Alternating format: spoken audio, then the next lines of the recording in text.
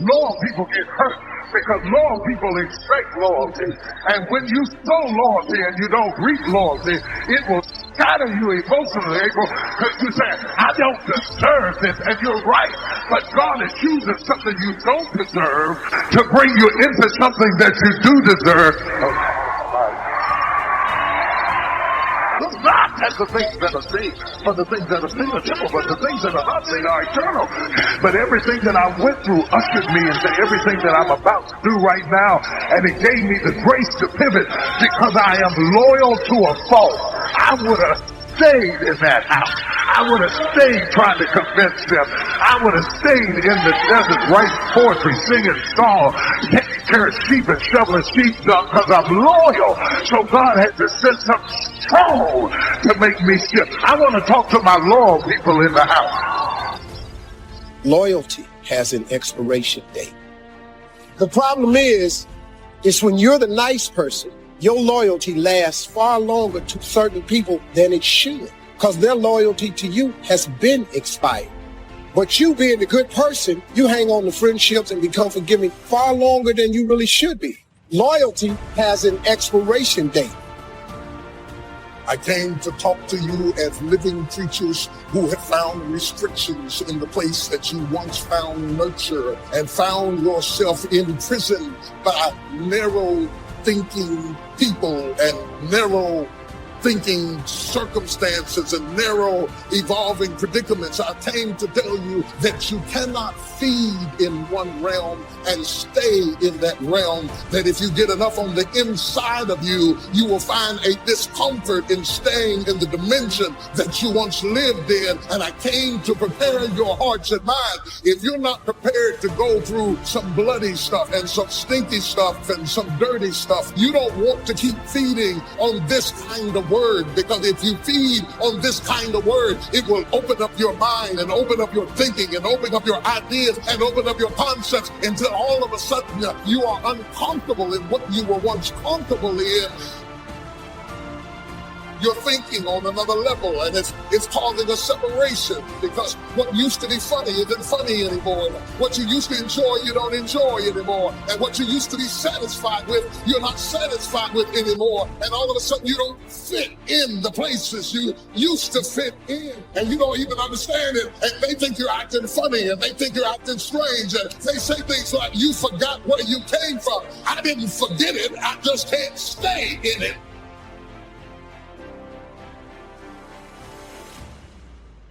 God don't like you to surround yourself with people, things, and situations that's going to stop you from reaching the level of success that God has destined you in your career to get to. That's why God gave us free will. God gave us a choice. He is revealing to you over and over and over again that you are talented, you are beautiful, you are special, you are an individual, where God has destined your life and your career to be and go. You cannot get there with all of the people that you've showed up.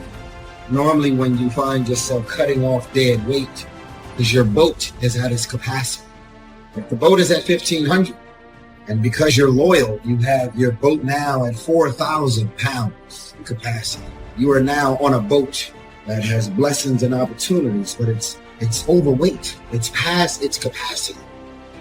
Which means that if God has destined your life to get from here to where it's destined to be, you're carrying dead weight. Your boat is either going to sink, or God has destined your life and your career to get to the ultimate blessings and the goals and where you're supposed to be.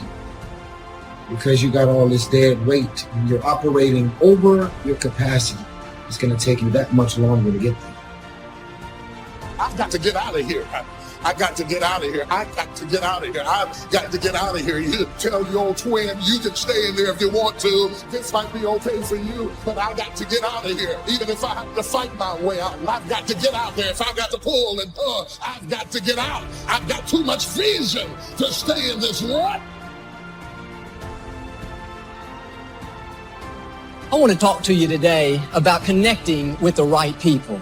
Your destiny is too big to get there on your own. God has already arranged certain people to speak faith into you. He's placed in your path people to inspire you, to help you grow and accomplish your dreams. But the reason some people never reach their highest potential is because they never get away from the wrong people. You've got to connect with people that understand your destiny, people that appreciate your uniqueness, people that can call forth your seeds of greatness, not people that are always pushing you down, telling you what you can't become, never giving you their approval, no matter how good you do. Life is too short to drag people along. If you will get the wrong people out of your life, then God will bring the right people into your life. And some of you, the only thing that's holding you back is your inner circle. The people that are closest to you, they're with you, but they're not really for you. You're constantly having to persuade them that you're okay and convince them to get on board. You're spending all your time and energy on someone that doesn't understand your destiny. I'm going to change where I change. I'm going to transition where I transition. Ready or not, here I come. Like it or not, here I come. Celebrate me or not, here I come. The hardest thing to do, the hardest thing to deal with, the hardest thing to manage, the hardest thing to put up with is transition. The thing we hate the most is transition. We hate it because it takes us out of our element. It takes us out of our comfort zone. It takes us out of the place where we are secure and we've learned how to manage and control everything. You cannot control everything when you are in transition. It is what it is. It happens like it happens. I can't get my hair done and do it. I can't be pretty about it. I've got to come out any way I can. I'm in transition. I can't meet with the board or get everybody to approve it. When water breaks, get ready. Here I come. Touch your neighbor and say, move. Move. I'm growing out of this spot. Move. I'm spilling to another dimension. Move. I see a door opening for me. Move. Born again, again, and again, and again. Because if you look back over your life, every so often, every so many days or situations or circumstances, you find yourself in a world that's too small and too tight and too limited, and you have to go through a birthing process from one dimension to get into the next dimension, and you are being born again and again.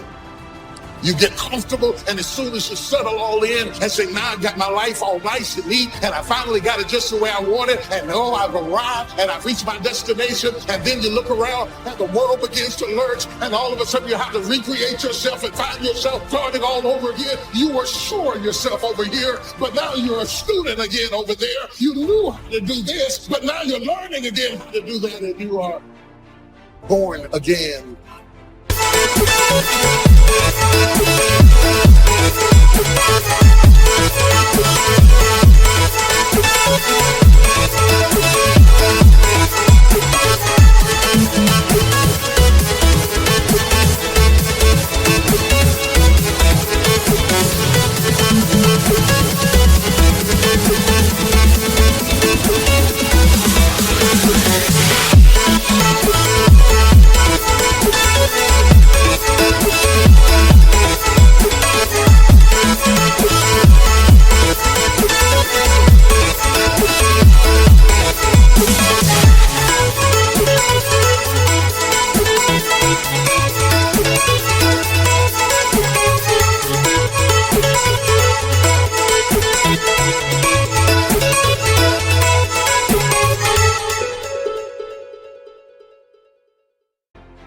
Here's what leadership is. The challenge to be more than mediocre.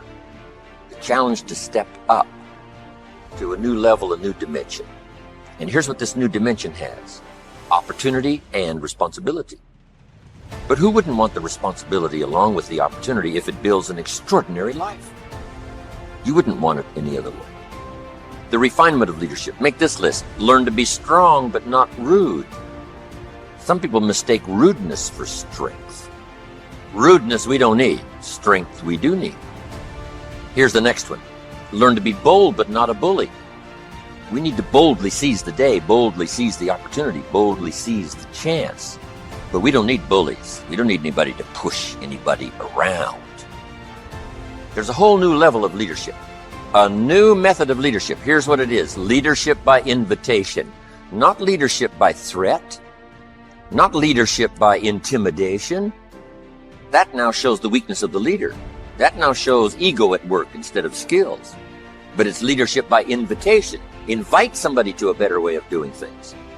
Here's what else it's called. Leadership by inspiration. Inspiring somebody to make the necessary changes to move up or to get the job done. As leaders, we inspire. As leaders, we entice. As leaders, we invite. Invite, entice, inspire. Not threaten. New kind of leadership. Be bold but not a bully. Next, be kind but not weak. Some people mistake weakness for kindness. And it's a great mistake. Kindness isn't weak. Kindness is a certain unusual strength. But don't say, I must be weak in order to be kind. The answer is no. Sometimes you have to be unusually strong to be kind. Somebody coined the expression, tough love. Love that really tells the truth and levels, sometimes with a broken heart, but whatever has to be said, has to be said. Kind but not weak. Here's another one that's excellent. Be thoughtful but not lazy. We need to give thought, but we also need to take action. As you grow up and get older, start realizing what actually makes sense for your life and what don't make sense for your life. You may revisit the things that don't make sense for your life occasionally sometimes.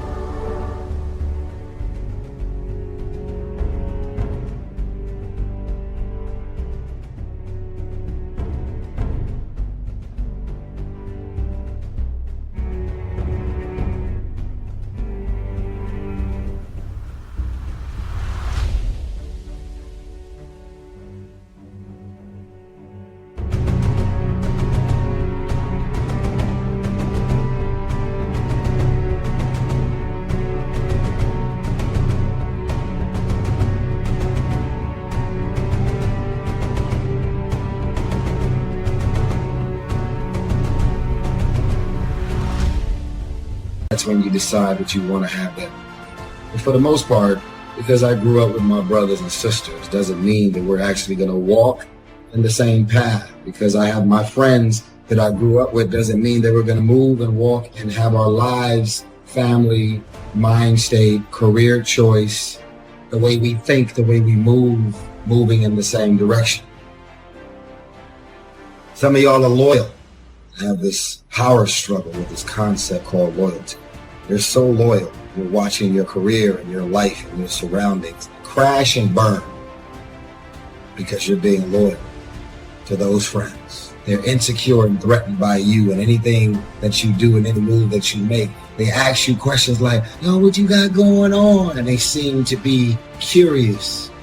And as soon as you share that information deep down inside, they are angry, jealous and envious about anything that you have. But you're so loyal. You're so emotionally tied to these people that you found yourself being committed to because you grew up with, because you know, because they have the same blood as you. You hold on to things that don't make sense in the new season of your life. But because you actually know, because you're comfortable, because you're used to it, because they may know all of your business and your secrets, you hold on to dead weight. People are in your life for a reason. Other people are there for a season. But it's important to recognize when people's seasons are over. I found some people you have to love from a distance. They're still my friends, but they're not in my inner circle. Don't cast your pearl among swine.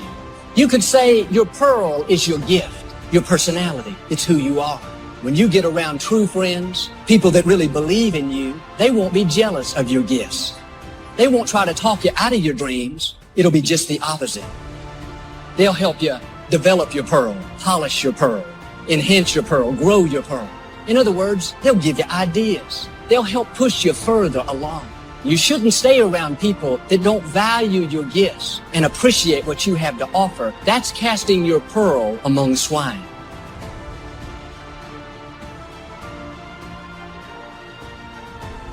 You need to dream without just being a dreamer. Head in the clouds, yes, dreaming lofty dreams, but feet on the ground. Here's 2 or 3 more. These are excellent. Be humble but not timid. Some people mistake timidity for humility. Humility is a virtue. Timidity is an illness. It can be cured. It can be managed. And if you are timid, you got to work on it. I'm telling you, it's a weakness. It's not a virtue.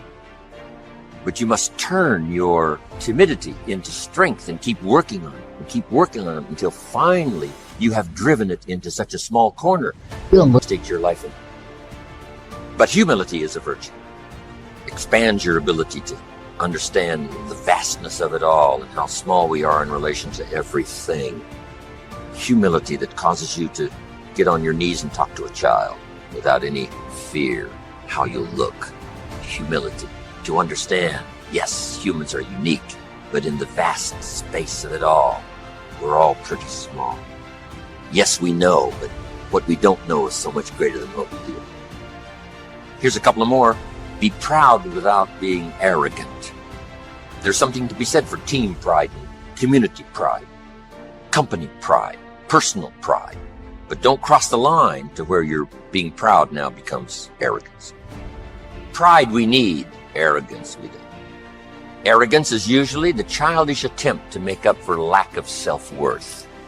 The childish attempt to make up for lack of self-worth has a tendency to create arrogance. And you know the worst kind of arrogance? Arrogance from ignorance. That's the worst kind. If a guy's smart and arrogant, we can tolerate that. But if a guy's dumb and arrogant, that's hard to take.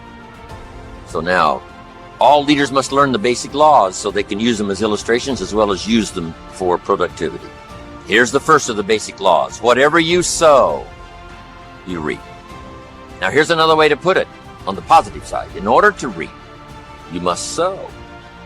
Reaping is reserved for those who sow, who plant. To deserve the harvest, you must plant seed, take care of it in the summer, carefully harvest it, and then do wise things with the harvest. Now, here's the rest of the law of sowing and reaping. If you sow good, you reap good. If you sow bad, you reap bad. You can't sow bad and hope for good. You can't plant weeds and hope for flowers. It works both positive and negative.